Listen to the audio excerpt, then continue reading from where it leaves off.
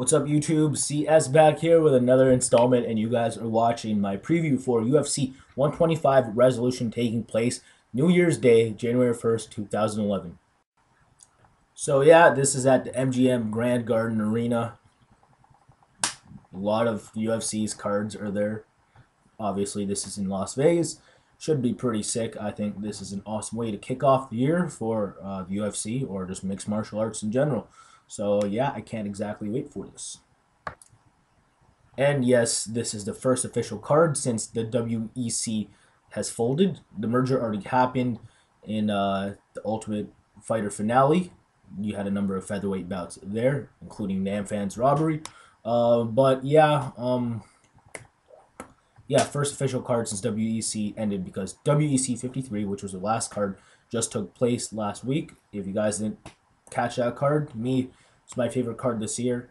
And yeah, the last fight was absolutely ridiculous with Anthony Pettis being crowned a new WEC lightweight champion. Obviously, he's the last one, and he's going to face the winner of the main event here, the lightweight title of the world, the champion Frankie Edgar versus Maynard. So the winner gets Anthony Pettis, so that should be pretty interesting. But I'm just going to rush into my predictions now, but I'm going to start from the bottom of the main card like usual. So let's take a look at that, and that's about concerning lightweights, Takanori, Gomi, and Clay Guida. Alright guys, now taking a look at both their last bouts. Clay Guida looked awesome against Dos Anjos. Rafael Dos Anjos stayed out of his subs, was the aggressor. Basically, wherever the fight it was Clay Guida dictating it. If you wanted to stand with Dos Anjos, he would. If you wanted to take him down, he could do it at will. And he was avoiding his subs and doing some damage at the same time. And eventually, I think he got a TKO as of round 2 or 3.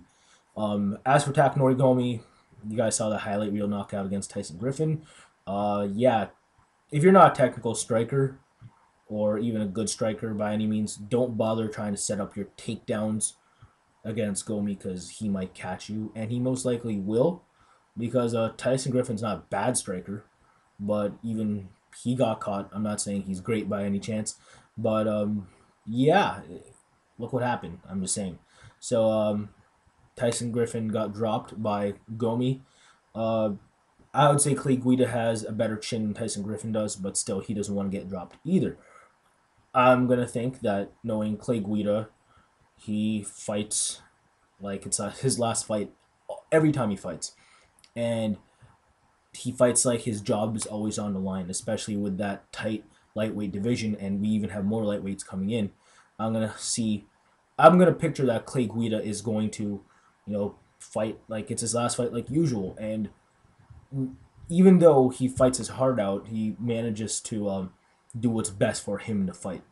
And I think what's best for him is to not trade with Gomi, and I envision him relentlessly going for takedowns. I think Gomi's going to get tested takedown defense-wise, and I don't think he's going to stuff all of Guida's takedowns, which are pretty good. Gomi might stuff a couple in the first round, but eventually he's not going to because, this is a recipe to beat Gomi, although he has a wrestling background himself. He's primarily a boxer, let's be honest. So I envision Clay Guida taking Gomi down the whole time and working for, TKOs or trying to get Gomi's back. And I'm going to say he gets Gomi's back in round 2. Gomi doesn't exactly, work well off the ground, I say, unless he's, RNCing someone. But to me, I think he's going to get RNC'd here, so I'm going to pick Clay Guida via rear naked choke, second round submission against Takanori Gomi. That simple. Alright guys, next bout is between welterweights, Nate Diaz and Stun Gun Kim. Alright y'all, now for this bout, either Stun Gun Kim wins by decision or Nate Diaz wins via finish. I don't see Nate Diaz knocking out Stun Gun on the feet, or basically keeping his distance for 3 rounds. Stun Gun really closes the distance well, and makes this like a really scrappy, hard grinding out kind of fight. And Nate Diaz is totally fine in close quarters because chances are he might sub you. But Dong Hun Kim is a very good grappler himself, and he stays out of subs, and he has some of his own, although we haven't seen him in the UFC. Now, do I think he's a good enough grappler to stay out of Nate Diaz's subs? Yes, I do. And I also think he's a good enough boxer to stand with Nate Diaz, although I think Nate Diaz will get the better of the two there. But I think we're going to see a lot of clinch work here, and I think that that's where Dong Hun Kim will do a lot of damage and possibly go for doubles and work for TKOs from the top. But Nate Diaz is a very tough kid. I don't think he's going to get finished, but I am going to say he loses every round. I'm going to say 30-27 for Stann Gun Kim. I wouldn't be surprised if Nate Diaz took a round or even won this fight. Nate Diaz is a great fighter, but I think this is a bad matchup for him. That's just my opinion. So I got Stann Gun Kim winning in 3. All right, y'all. Next bout, light heavyweight bout between Brandon Vera and Thiago Silva. All right, let's get into this. Thiago Silva, very, let's see, man, he's a very angry guy. What can I say about him? Just watching him train and seeing his antics in the ring after he knocks someone out. He's a nasty dude. Brandon Vera, when his confidence is up there, the sky's the limit for him.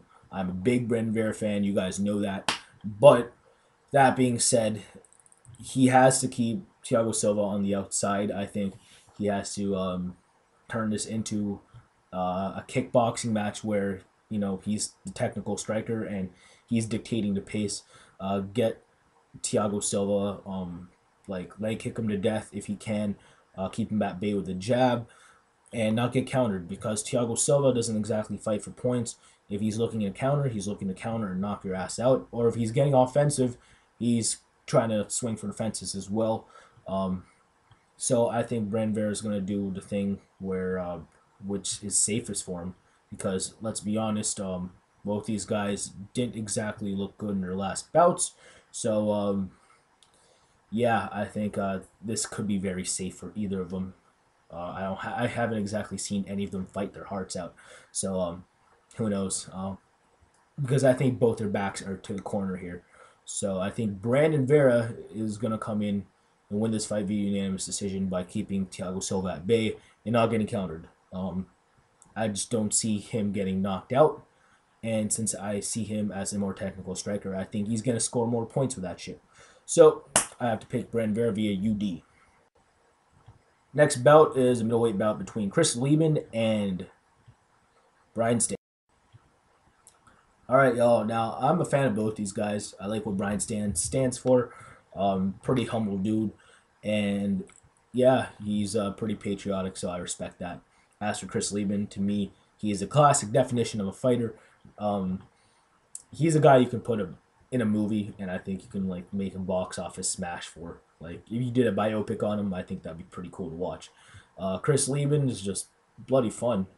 Highlight reel subs and mostly highlight reel knockouts.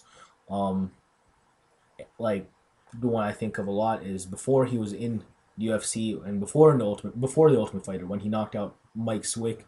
Seeing that, I don't know. To me, this guy was gonna become a star. He isn't like a superstar by any means, but anyone who's followed UFC for the past 4 or 5 years knows exactly who Chris Leben is and knows exactly what to expect of him. And yeah, he's actually besides being a scrappy dude, he does have the subs as well. And I actually see Chris Leben getting the best of the stand up. I think that he is the better striker than Brian Stann, and that's primarily what Brian Stann does. And on the ground, I think he has him by, I don't know, I think he has him by Brian Stann by a huge amount in terms of grappling expertise. And I think this is what's going to happen is that Brian Stann, gets countered. Chris Leben connects. Chris Leben pounces on Brian Stann and somehow gets his back. I'm going to say he finishes via rear naked choke. I wouldn't be surprised if Chris Leben TKO'd, but I would be surprised if Brian Stann got a TKO win. But I have to pick Chris Leben here. Looking at the circumstances, I think this is just a very bad matchup for Stann. And yeah, I would be surprised if he won. But I'm going to pick Chris Leben by, I'm going to say, second round rear naked choke. All right, guys, next up we have the lightweight championship of the world. This is the main event. It is between the champion, Frankie Edgar, and the challenger, Maynard. All right, guys, this is a rematch, and for me, this is a pretty easy fight to call. I am picking Gray Maynard here. Frankie Edgar, I am picking against him 3 times in a row. I'll be kicking myself. Frankie pulls this out and proves me wrong yet again. Uh, I feel like I don't give the guy enough respect, but honestly, I do. I'd pick Frankie Edgar against almost anyone in the lightweight division. Thinking about it now, except for this guy, because Gray Maynard is the only guy to push Frankie Edgar and impose his will on him, unlike any other fighter. Gray Maynard is a bully for a reason. Sure, Frankie Edgar determines where the fight goes most of the time. The only time he wasn't able to do that was when someone else was calling the shots, and that was in his bout against Gray Maynard. And that's where, he lost every round in that fight, I believe. And I think he might do so again. I think Frankie Edgar can take a couple rounds off Gray via stand up and stuff. I think he's a good enough wrestler to stuff some of Gray's takedowns, but Gray is just too strong and too imposing as a lightweight to you know to not to defend against. And I think that eventually Frankie will crumble like he did in that fight. Frankie's very tough. He's not getting TKO'd. I don't think he's getting submitted unless Gray gets his back. I doubt that will happen. But I can see Gray doing a lot of damage in Frankie's guard. And Frankie doesn't exactly have the submission game to put Gray away either from the bottom. But I can also see, you know, Frankie taking down Gray at times with by setting up, some sort of combination on the feet. But I think Gray's enough. I think Gray's strong enough and slick enough to get back up on his feet if he does get taken down, or sweep Frankie and gain top control and work for a TKO or getting his back from there. But my pick is Gray Maynard. I think he's a more aggressive fighter, and I think that's going to determine who wins here, because the aggressive guy is going to determine where this goes. And there's not been one fight on Gray Maynard's record that he didn't determine where this fight went.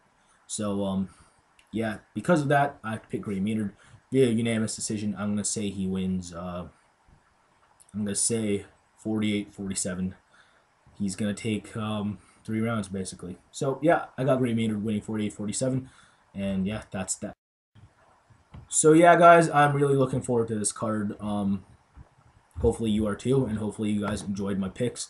And if not, please let me know why. Give me a comment or video response telling me what you think about what I just said. Yeah, that's about it. I hope you guys have a Merry Christmas and Happy New Year. Yeah, drive safe if snow applies to you. And yeah, subscribe if you like what you see. And thank you very much. Take care.